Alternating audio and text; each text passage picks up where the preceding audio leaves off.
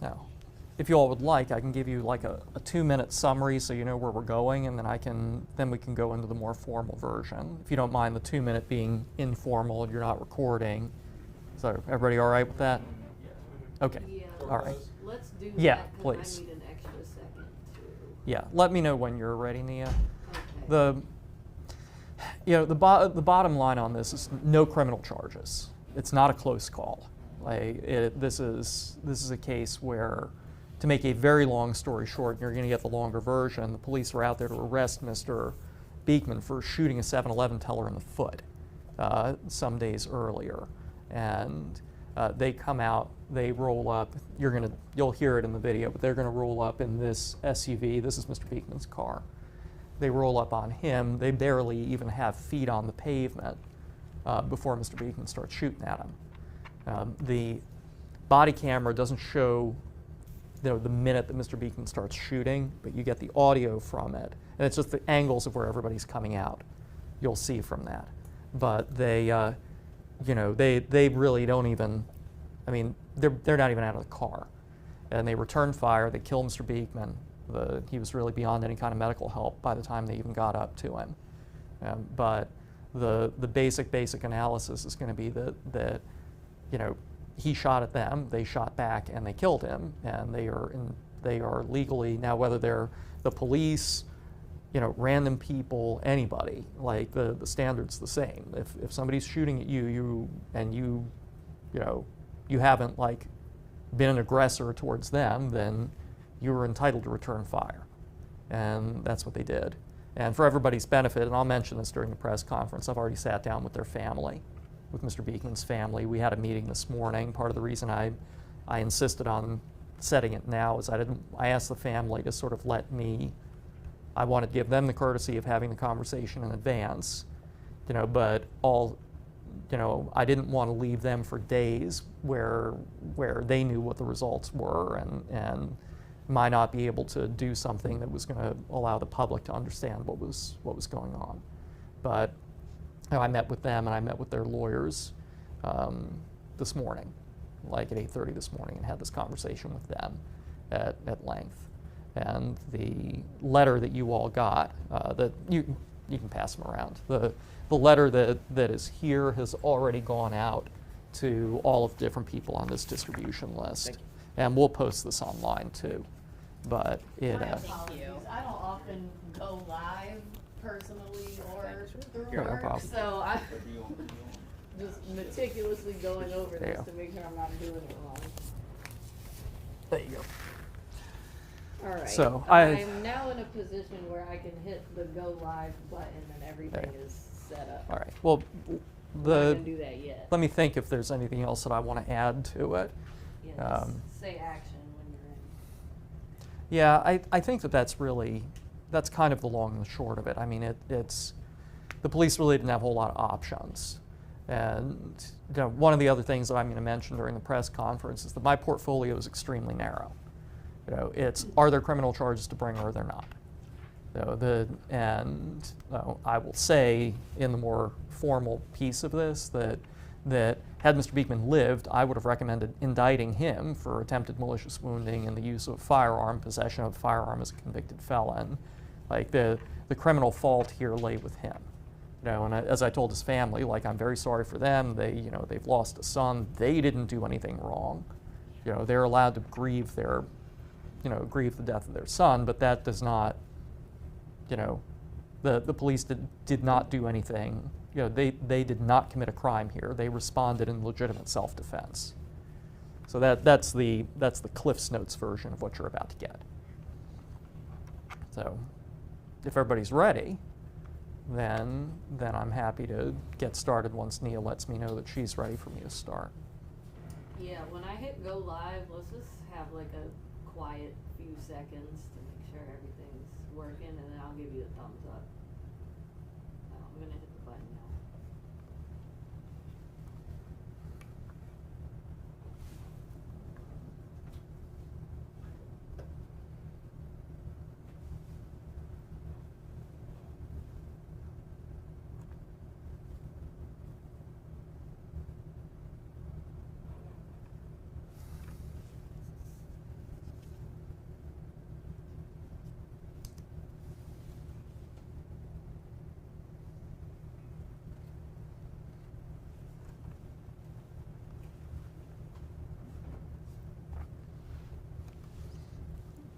Good afternoon. My name is Ramin Fatehi, and I'm the Commonwealth's attorney for the city of Norfolk. I am here to speak to you today about an important incident that happened on June the 21st of 2022 here in the city of Norfolk. It involved the police's use of force in their efforts to arrest an individual in the 5500 block of Monroe Avenue, just off of Bowling Avenue in the Larchmont section of Norfolk. That incident resulted in the death of one individual, a man by the name of Antonio Beekman. This incident led to an investigation by the state police, and ultimately I received a report of that incident with a very narrow but very important responsibility to the officers involved, to the state police, to the family of Mr. Beekman, and to the public in the city of Norfolk and in Hampton Roads at large, which was to decide, were there criminal charges to bring? If so, who was at fault? What those charges would be. Having reviewed the evidence that the state police has offered to me, which included body camera video, ballistics evidence, forensic evidence, interviews of the individuals involved, including multiple Norfolk and Virginia Beach police officers, and other forensic evidence, I have concluded this. The Norfolk police officers involved in this case, Officer Brian Kahn, Officer Joshua Jeffcoat, Officer Leroy Lewis, and Officer Vincent Taco, were faced with the use of force on the part of Antonio Beekman. Mr. Beekman was the first person to shoot in this incident. He exposed those officers to the possibility of grave injury or death, and also exposed others to that. The officers in this case responded with the only option they had available to them in a very dangerous and split-second moment, which was to meet deadly force with deadly force to protect themselves, their colleagues, and the public at large.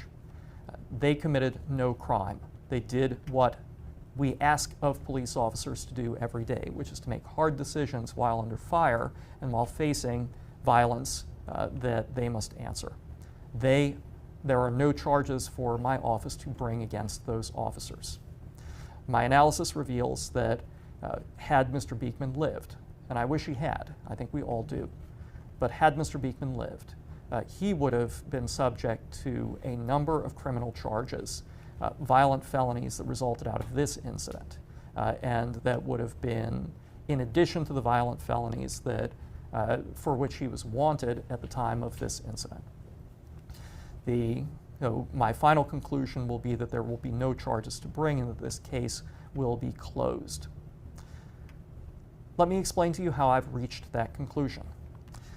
To do that requires us not to start on the 21st of June, but to go back to late May of 2022. In late May, early in the morning of May the 30th, roughly 1 o'clock in the morning, a 7-Eleven teller was working at a convenience store on Holland Road in the city of Virginia Beach. That clerk at the 7-Eleven had a teenager come in and try to buy tobacco products. The clerk had turned that teenager away, and shortly thereafterwards, Mr. Beekman came into that 7-Eleven. The clerk and Mr. Beekman did not know each other. Mr. Beekman came in and bought tobacco, and the clerk watched Mr. Beekman go out and give that tobacco to the teenager. The clerk happened to be going on break and spoke to Mr. Beekman and said, "Please don't do that. That gets me in trouble, it gets you in trouble, I could get fined." I know this because of the police report that we've obtained from Virginia Beach and my conversations with that witness. The conversation appeared to have ended peacefully, and Mr. Beekman left the scene. A very short time thereafter, Mr. Beekman returned, armed with a 9mm pistol, and took multiple shots at that 7-Eleven clerk, shooting the 7-Eleven clerk in the foot and wounding him. Mr. Beekman then left the scene. The clerk called 911. He did not know Mr. Beekman. He had never dealt with him before. The Virginia Beach answered the call. Virginia Beach police answered the call, came in, were able to speak to the clerk, to another eyewitness. They were able to collect a spent 9mm shell casing, and they were able to pull other evidence from the store, including a transaction record that linked to Mr. Beekman's credit card account that allowed the Virginia Beach police to identify Mr. Beekman as the shooter. The Virginia Beach police charged Mr. Beekman with the malicious wounding of that clerk. In addition, while Mr. Beekman was not charged with other offenses, Mr. Beekman was legally prohibited from possessing a firearm, let alone using it to wound someone. He had prior felony convictions, including a conviction for armed robbery from the early 2000s that would have subjected him to the charge of possessing a firearm as a convicted felon. The Virginia Beach Police Warrant and Fugitive Unit were called in to try and find Mr. Beekman and to take Mr. Beekman into custody on this arrest warrant. They were able to determine that Mr. Beekman worked at driving trucks. They tried to go to Mr. Beekman's place of work. He began work early in the day and worked late into the night. They weren't able to arrest him where he worked, but they were able to figure out that Mr. Beekman lived at an apartment in a complex on Monroe Avenue in Larchmont. And after determining which apartment Mr. Beekman lived in, determining which car he normally drove, they called up the Norfolk police and, as a standard procedure, alerted the Norfolk police to the fact that there was a wanted individual in their city for a violent crime, and asked for the Norfolk police's assistance in taking Mr. Beekman into custody. The Norfolk police agreed, and that task fell largely to the Norfolk Police Special Operations Team. The Special Operations Team is a unit of highly trained, highly specialized, and hand-picked officers who are known for their courage, known for their cool heads, known for their willingness to take on the most dangerous assignments in the city. They have special weapons training, they have marksman's training, they have training in the arrest of individuals and the service of search warrants. And the Virginia Beach police were asking for help not just with Mr. Beekman's arrest, but also with the service of a search warrant on Mr. Beekman's apartment to try and find more evidence that might have been related to the malicious wounding of the 7-Eleven clerk. The plan was to arrest Mr. Beekman on the morning of June the 21st of 2022 and to take him into custody, hopefully peaceably, as he was beginning his day.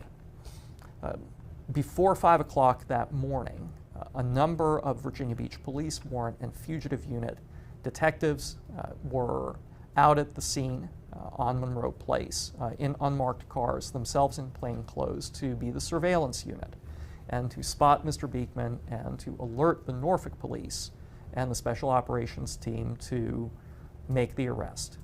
The Special Operations Team requested volunteers, and the 4 officers, Officer Kahn, Officer Lewis, Officer Jeffcoat, and Officer Taco, volunteered to be the arrest unit with other Special Operations Team members serving as the units that would assist with searching Mr. Beekman's apartment following his arrest. The 4 officers were dressed in tactical clothing. It was a dark police uniform with the words police across the front and back, a badge, their standard issue .45 caliber semi-automatic pistols, and our SR-16 rifles. They're long rifles that are specially issued to the Special Operations Team. These 4 officers were in a Chevrolet Suburban, a black Chevrolet Suburban, which you can see in this scene that we will discuss more. It was an unmarked Norfolk Police unit. It was one of the Special Operations Team vehicles, and they showed up shortly before 5 a.m. and were posted by Larchmont Elementary School, waiting for further instructions from the Virginia Beach Police Department. In addition, there were the units that would have assisted with the search of the apartment were in further reserve. Mr. Beekman came out of his apartment. His apartment was some distance away across a grassy field from where his car was parked. The warrant and fugitive unit were able to determine that this Nissan that you see here in this scene was a car that Mr. Beekman drove. That's in fact one of the reasons why unmarked units were posted in various places to look for Mr. Beekman's car. They see Mr. Beekman come out, they give the signal to the 4 Special Operations Team officers saying that Mr. Beekman was on the move. Mr. Beekman at that point did not appear to be armed. Once the Special Operations Team officers heard that Mr. Beekman was on the move, they immediately start moving themselves. Officer Kahn, who was the driver, they put the car in gear, pulled the car up to within roughly, as you can see, the front bumper to back bumper of the car where Mr. Beekman had been headed. The officers turned on their body cam. In fact, Officer Taco was the one who reminded everyone, body cams, everybody turns on their body cams.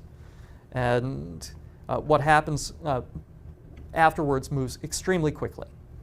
As you will see yourselves as I play certain portions of the body cam, out of respect for Mr. Beekman and out of respect for his family, I will not play all of it.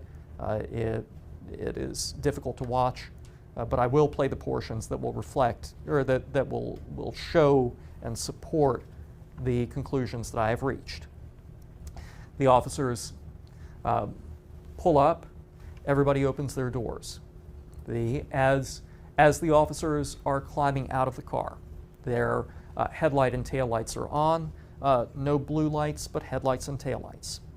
The officers step out, and as you'll see on the body camera video, the officers may not have even had feet on the ground.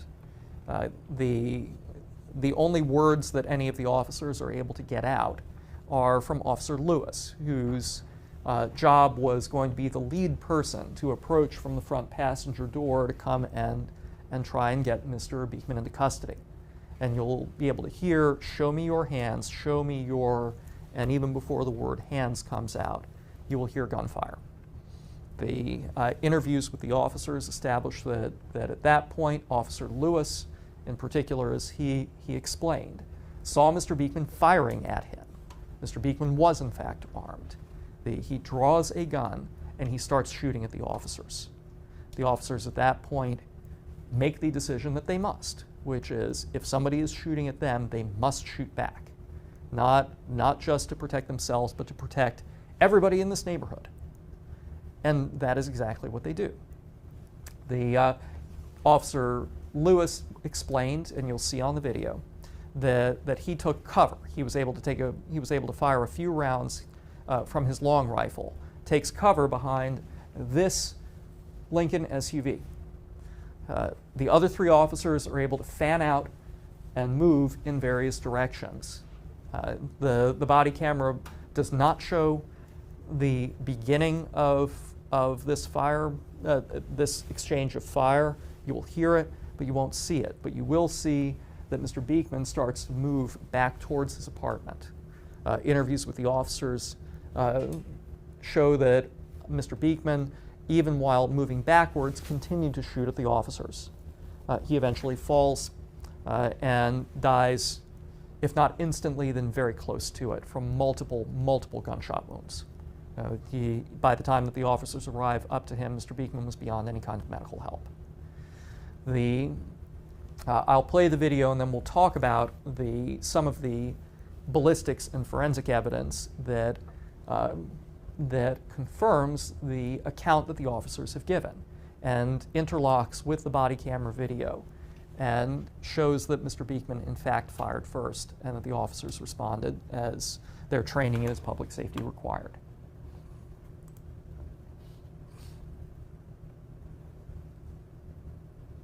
once we play through this, I'll also explain some additional information regarding the gun that was in Mr. Beekman's possession and the subsequent forensic analysis, both of that gun and of other evidence on the scene. Now, here, as I mentioned to you, this is Officer Kahn, Officer Lewis, Officer Jeffcoat, and Officer Taco, synchronized by the Virginia State Police in their investigation. I viewed the videos individually. These are the videos. And each of these videos is in the position where the officer was in the car.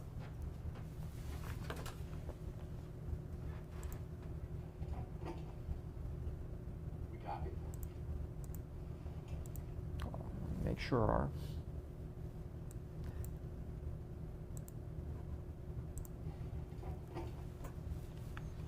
please pay attention roughly at second 17. That's where things will happen very quickly, and then I will play them again.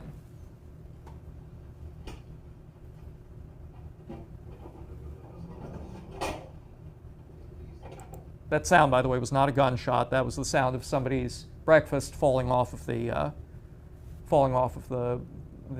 dashboard of the car.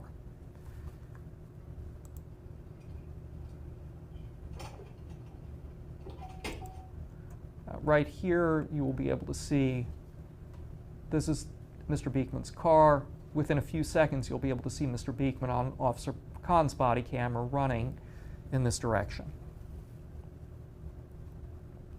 Remember that Officer Lewis is going to be the lead officer as he gets out of the car. He is the one who's going to be physically closest to Mr. Beekman. He will also be the one who says, "Let me see your hands."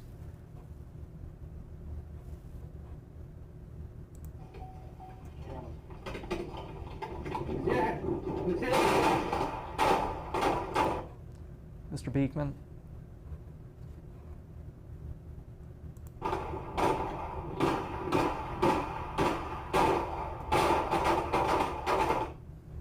And we can see Mr. Beekman here. Now, the one thing that I mentioned is that the officers shot, and they shot multiple times. What you will see on the body camera and what the subsequent interviews will confirm is that the officers, the way officers are trained is they must shoot until they determine that somebody is no longer a threat. If you watch closely, and I will play you a different angle of this video, Mr. Beekman, the gun that Mr. Beekman was shooting remains in his hands for a significant amount of time, and is even at this point. We will know that because as we get closer to, as the officers approach Mr. Beekman, you will see where his gun was.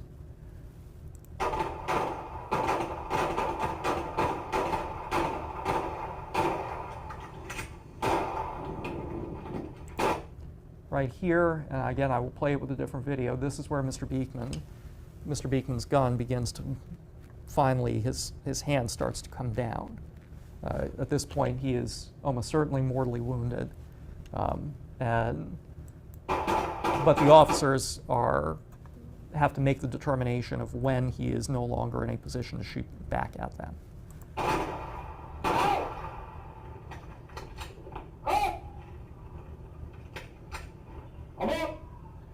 Okay. And actually I was premature. You probably saw it better right here than where we were talking about.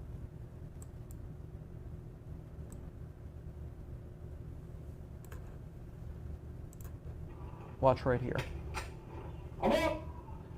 You still moving? Are we good? Everybody check. Are we good? I'm good. Okay. Are we good indicates, is anybody wounded? Is there a continuing threat? That's what the officers are asking. You'll see them shortly afterwards check each other to see if Mr. Beekman had wounded any of them. Thankfully, he had not. Good. Everybody good? Good. Are you good? Yeah, I'm good. Moving up. Hang on. That gun's still in his hand. Weapon is out of his hand, right next to it. All right. Contact. I got covered. I got covered.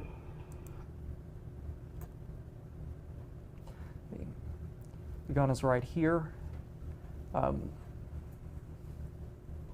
police then, as a safety precaution, handcuffed Mr. Beekman, but they checked Mr. Beekman's vital signs, and he was beyond medical help. and there was nothing that medicine could do for him at this point. As is standard procedure,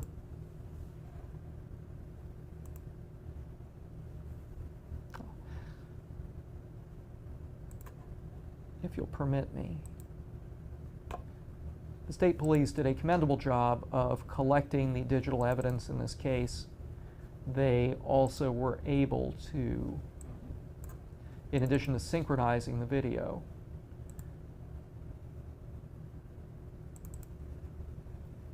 give me a moment, I want to make sure I find the right one.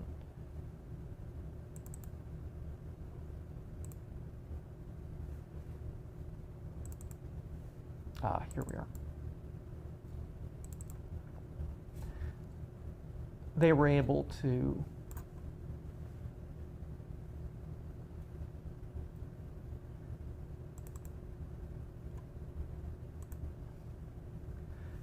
take Officer Taco's video because he has the best camera angle for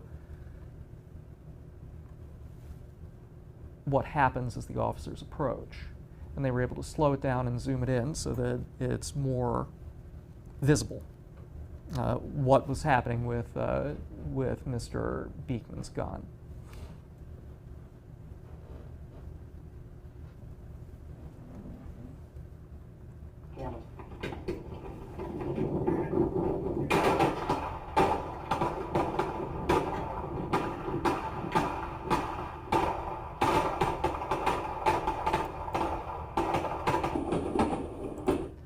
That light, by the way, is a reflective vest.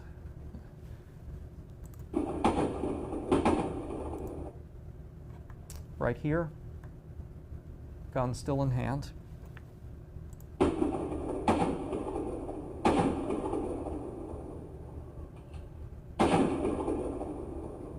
Gun still in hand.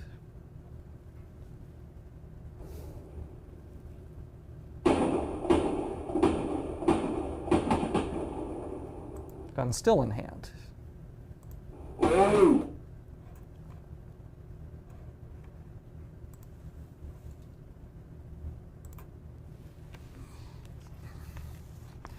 The officers go up, they check on Mr. Beekman, as I had mentioned. He was, unfortunately, he had died. The Norfolk police could, in theory, investigate itself. There's no law in Virginia that prevents it. However, for a number of years, the Norfolk police have followed what I consider to be national best practices, which is any time that there is the wounding or the death of an individual as a result of the police use of force, they do not investigate themselves. They call the Virginia State Police and they make their officers available and themselves available to the Virginia State Police to conduct an independent investigation of the use of force. And pursuant to this incident, they called the Virginia State Police. They also called me. And the Virginia State Police responded to the scene, as did I personally, so that I could observe the scene firsthand. I could feel confident both in the quality of the investigation and to be able to see and taste and hear and feel the things that no video or no police report could capture. I consider that to be part of my personal duties and my personal obligations to our citizens. The state police, the Norfolk police and the state police together sealed off the scene. The state police collected a good deal of forensic evidence, which included shell casings from the guns that the 4 officers had fired, and shell casings and the gun itself from Mr. Beekman. The one thing that the body camera does not capture in that segment that I played for you, but that you would be able, that you can see very clearly in another segment, is that when the police recover the gun, it is magazine side down, and the part of the gun that is called a slide is all the way back. What that means for a semi-automatic pistol, is that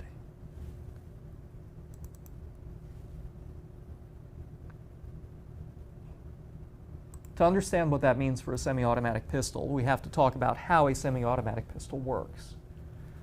Semi-automatic pistols have a magazine of cartridges, each cartridge being a bullet and a shell casing and gunpowder. They chamber or hold a bullet ready to shoot. And that bullet feeds into the frame of the gun and is held there by a spring-fed mechanism. When an individual pulls the trigger on a semi-automatic pistol, the hammer on the pistol hits the primer, ignites the gunpowder, and fires the bullet out of the gun. At that point, the force of the ejection of the bullet and the force of the gunpowder itself sends the spring mechanism on the slide of the gun at the top backwards. That sets off a two-step process inside the gun. One is to eject a shell casing, and the other is to trigger the feeding of another bullet from the magazine into the chamber of the gun. That is why it is semi-automatic. One pull of the trigger is one bullet, but every pull of the trigger feeds the next bullet ready for the next pull of the trigger. The significance of the slide of this gun being locked back is that the slide of a gun gets locked back in two main situations. One is in the case that the gun is jammed, in which case a cartridge will sit in the ejection port, or as in this case, the slide locks back because there are no more no more cartridges left in the magazine to feed into the mechanism. So once one spends everything left in one's magazine, as incidentally we saw on the body camera video, the slide locks back. The gun, as the police found it next to Mr. Beekman, was locked back like this, which meant that Mr. Beekman not only opened fire on the officers, but he fired every round he had. The body camera obviously does not show the initial and crucial few seconds. The forensics at the scene substantiate, however, the officer's account of what happened. If you watched carefully, the officers climb out of the car, and really the only words that they were able to get out of their mouths, and only one of the four of them, was "Let me see your hands, let me see your," and almost at the point of hands, you hear gunfire erupt. The bullets and the shell casings recovered at the scene are consistent with Mr. Beekman's firing at them. If we go back to our view here, this again was Mr. Beekman's car. Officer Lewis describes coming out of this door, immediately hearing gunfire, taking cover behind this Lincoln SUV. He describes hearing the hiss of gas as he is back there. The state police, in the course of their investigation, were able to find three very important pieces of evidence. One is here at item number 45. One does not have an item number, but will have some photographs, and the third the same. The item number 45 right here is a spent bullet. That spent bullet is a 9mm bullet that ballistics testing links to Mr. Beekman's gun. It was fired from Mr. Beekman's gun. That is one of Mr. Beekman's bullets. In addition,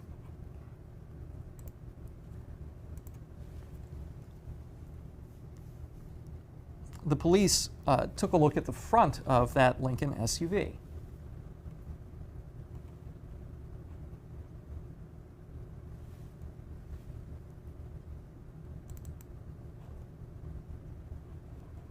This is the Lincoln, Mr. Beekman's car, in front of it. The police SUV would have been very close to where this photographer was standing. He may have even been touching it when he was there.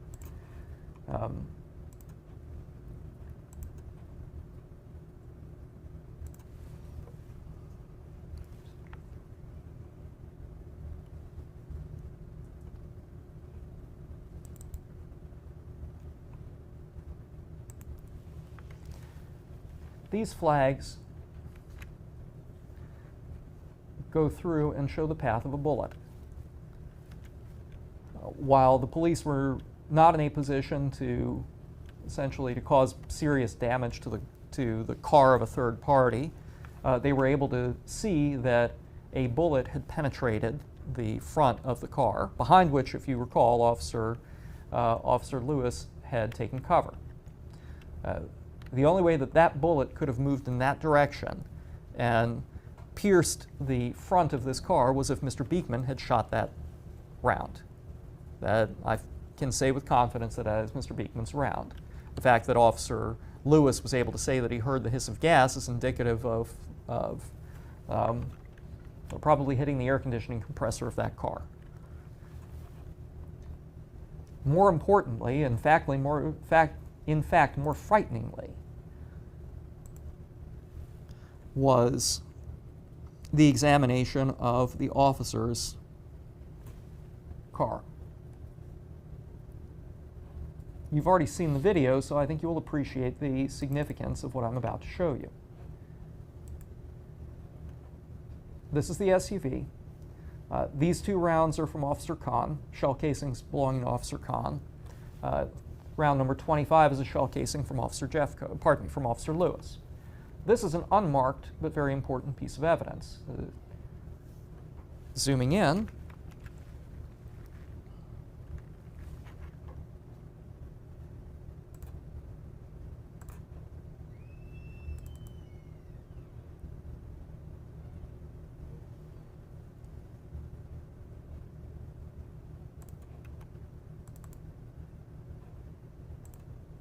you see what it is.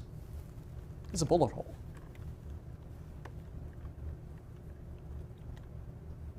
This is the front of that door. This is the frame of the door out of which Officer Lewis was in the process of getting out. This round penetrated through, this way, outside to inside, at some point either while Officer Lewis was here or while Officer Lewis was here, and thankfully not while Officer Lewis was here. That is not a round that could have been fired by the police. It was a round that, but for being a foot in either direction, would have hit Officer Lewis. The only way that that round could have penetrated this part of this car was if Mr. Beekman had taken that shot. There is no bullet to correspond to it. That is not unusual in these situations.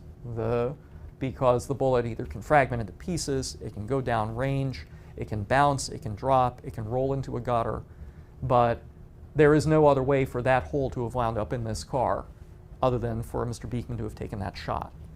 And I can't think of any more clear demonstration of the sort of danger that Mr. Beekman put these officers in and the kind of split-second decision that they had to make, that other than the fact that one of the officers, or arguably both, depending on who's climbing out of the car when, could have been in the path of that bullet.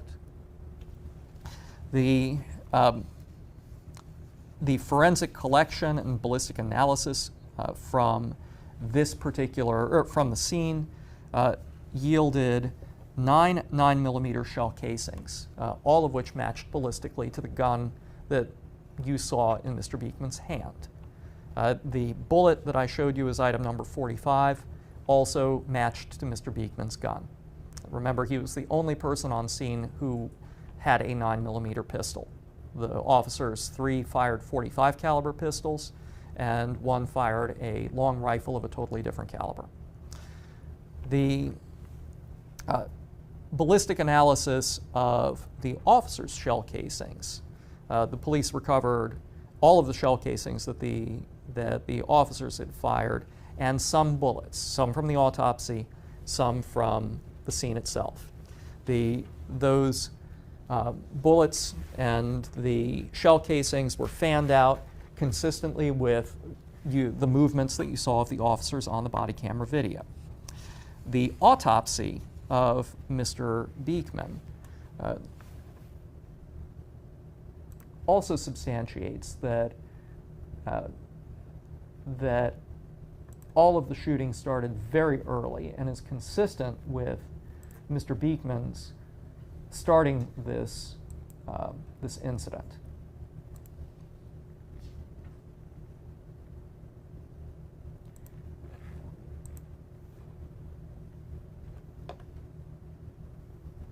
I've spoken about the ballistics, the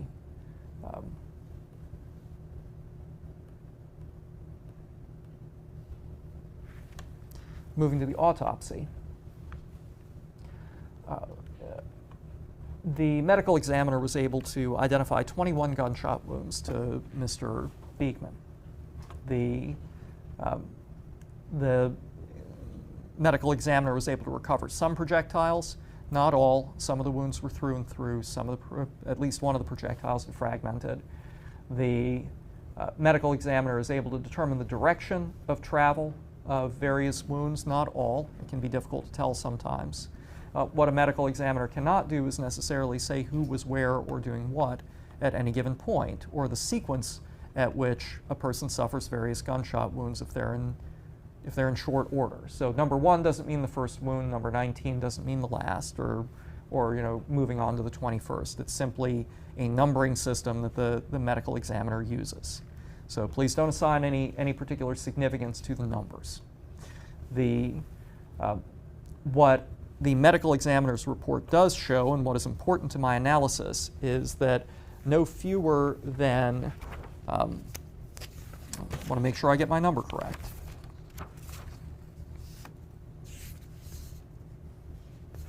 No fewer than 6 to 7 of the wounds that Mr. Beekman suffered were either to the front of his body or to the side of his body.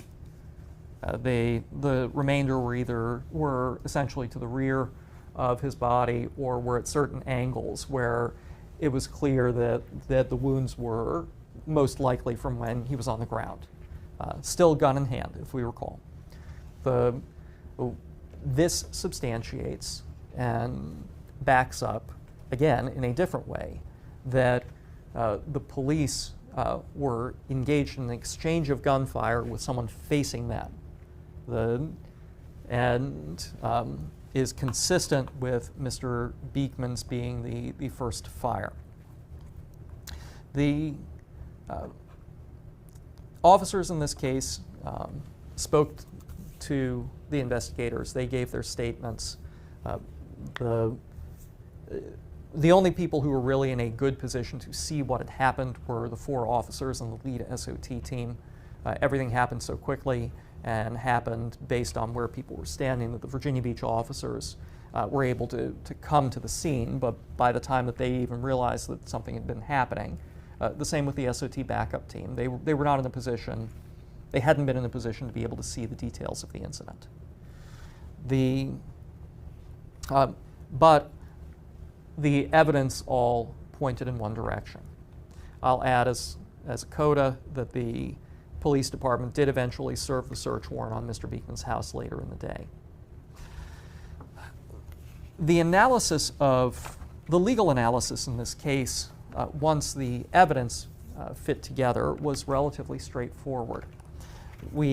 Thanks to an effort on the part of the General Assembly during the 2020 session that saw a number of criminal justice reforms passed and a number of accountability laws and guidelines passed. We have a code section in Virginia, Code Section 19.2-83.5, that describes certain guidelines that prosecutors and others should use in evaluating whether the use of deadly force is justified. Those guidelines are largely in line with the rulings from the United States Supreme Court and the Virginia Supreme Court on these issues. Now, I'll add, by the way, that in this case, the analysis would have been essentially identical, regardless of whether the 4 individuals in this case were officers or whether they were lay people. The analysis is clear. In each instance, if someone is being met with what a reasonable person in that position, not a Monday morning quarterback, but a reasonable person in that position, if they are faced with the use or the imminent threat of deadly force against themselves or some other person, they are entitled to respond with deadly force. The use of deadly force in this case you can hear, and eventually through the interlocking pieces of the forensic analysis you can see was something that the officers faced. They were taking cover. They were taking fire. In fact, it is safe to say that one of them nearly got shot. In that moment, as you saw, as we were all watching, sitting here in a conference room, that moment happened very quickly. They did not have the luxury of determining what was going on beyond the fact that they were being shot at. The standards that the code section uses are this. First, does a law enforcement officer reasonably believe that deadly force is immediately necessary to protect himself or another? We have answered that question. If feasible, and these are important words for where we're going, has provided a warning to the subject that he will use deadly force. Not feasible in this case. The officer barely had time to say, "Let me see your hands," did not even have time to make any other kind of announcement before Mr. Beekman opened fire.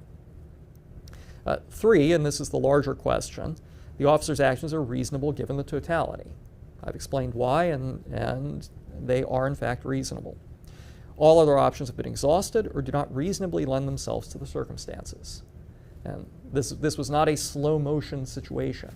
This was not an individual armed with a knife or some other deadly weapon that would have allowed for some form of negotiation. This was a very rapid situation that broke bad very quickly, and broke bad based not on the decision, broke bad at the crucial point where Mr. Beekman elected to open fire. The code section goes on and describes some duplicative ideas, but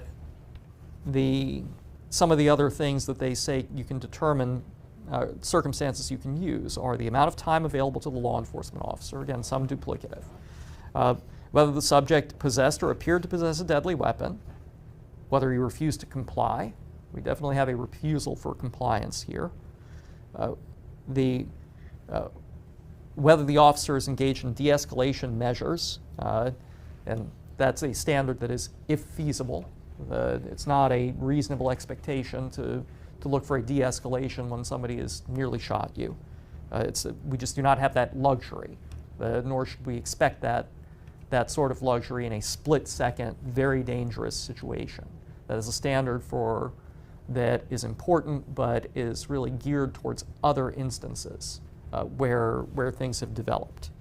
A classic example not here would be in a barricade situation, for example.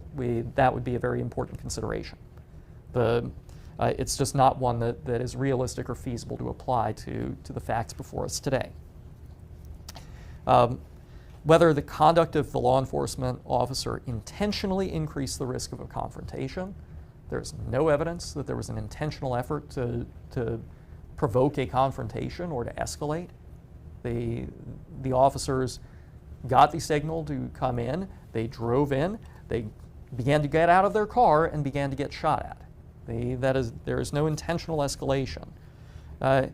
And the seriousness of the suspected crime. Please remember again, the information that the SOT officers had was that they were going to be arresting an individual who was wanted for malicious wounding, malicious shooting, was suspected to be armed and dangerous. And therefore, they had to be on their guard and they had to be prepared for the possibility of dealing with an armed and dangerous individual. So, I'll end where I began. this has been a very difficult situation for everyone. I know it has been very difficult for Mr. Beekman's family. It is tough to lose a loved one. I wish they hadn't. They have not done anything wrong. However, the fault in this case lies with Mr. Beekman. And this hasn't just been tough on him. Anytime officers take a life, they have to live with that. They have to live with it.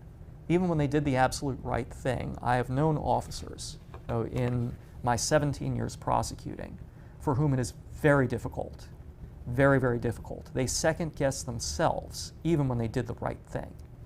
And they think and rethink about, could we have done something differently? These officers did the best they could. They made the kinds of difficult and lethal decisions that we ask officers to make so that the rest of us don't have to. And I know that it's been a long road between the police investigation and the time that I have taken to review this case carefully and make sure that I got it right, for them to be left not knowing what was going to happen. But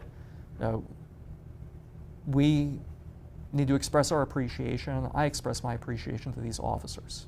They followed their training. They made the decisions that they had to make. I'm sorry that the outcome was the outcome that it was, but this could have gone differently had Mr. Beekman not drawn the gun and not fired.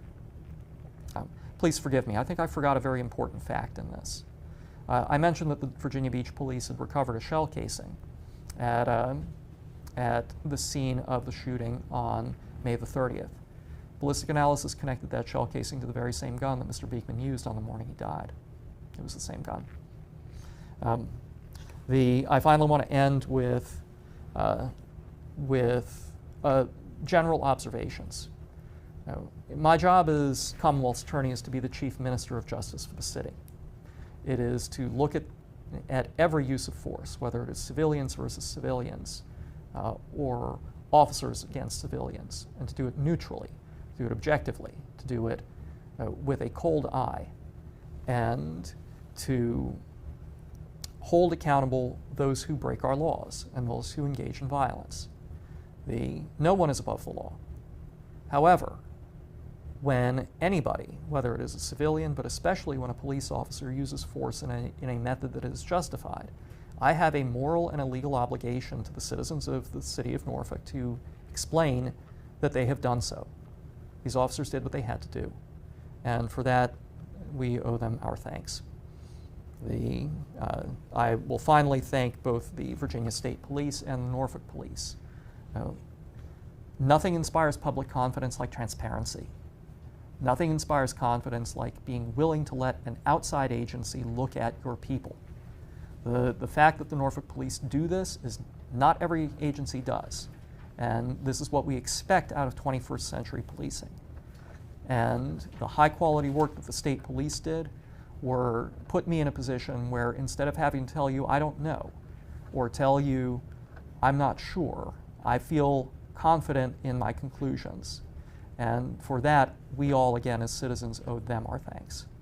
Thank you for your attention to this important matter. We have some members of the press here in the room, and I will be happy to take whatever questions I'm at liberty to answer. So we know this happened over a year ago, but today, is the case officially closed? Yes. My job, again, is as a criminal inquiry. This case is closed. The criminal inquiry is absolutely closed.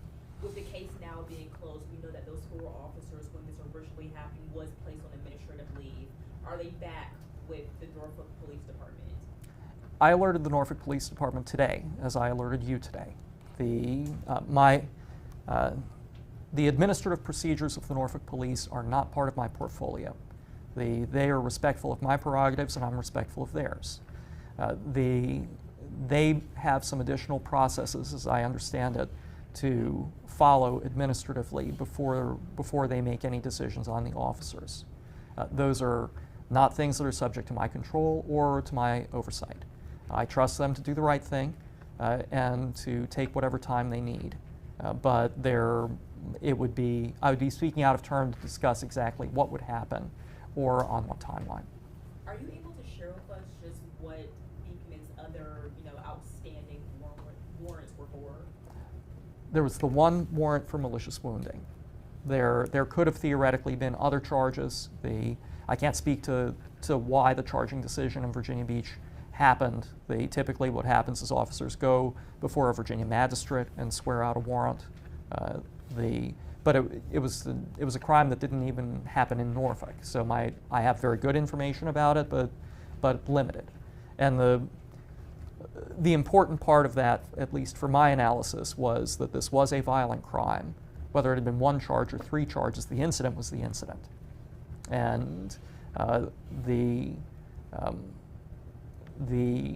way that incident happened also was something that shed some light in, Mr. Beekman unfortunately is not here to tell us what happened, but it does give me some insight into what the decision making might have been. Mr. Beekman presumably knew that he had shot a 7-Eleven clerk some weeks before, that could not have been out of his mind as he was making whatever the decisions that he was making that morning. And just for clarification, I mean, he did live, did he or did he not live in the Marginal area? He lived in the apartment complex that was across that grassy field. Got it, okay. So he did live there. That was in fact what permitted the Virginia Beach police to track him there. They were able to determine that he leased an apartment in that complex. Thank you. Are you able to divulge whether or not he lived alone? I can't say with any certainty. I know that there was at least one other person with him early that morning. Out of respect for everybody's privacy, I don't want to get into that because it's not relevant to the analysis. That's I think as much as it would be appropriate for me to say. Whether one person had lived there, Mr. Beekman alone, Mr. Beekman with 10 other people, the analysis of what criminal charges there were to bring, if any, all of that happened after Mr. Beekman left the apartment. The warrant was executed on his house later that afternoon. Was anything of note found or that impacted the case? No impact on the case. I'm not aware of anything substantial coming out of it. Really, the most important thing to discover in that instance would have been a gun to link to the crime, and the gun that linked Mr. Beekman to the crime is the very gun that linked him to this criminal incident.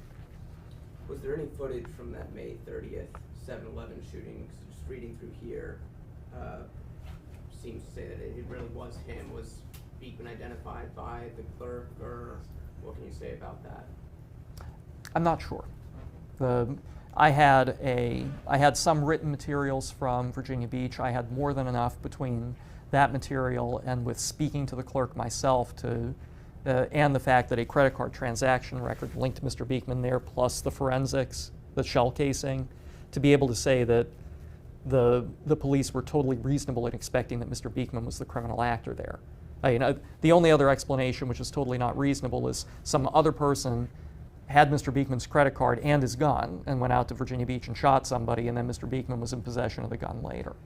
So it would have been an important piece of evidence, either to exist or not to exist, were there going to be a Virginia Beach court case to try Mr. Beekman.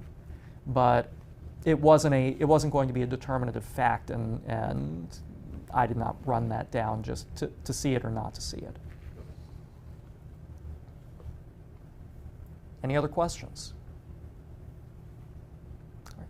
Thank you, everyone, for your attention. I know the weather's ugly out there. Please be safe. Please don't flood your cars. And God bless. Thank you.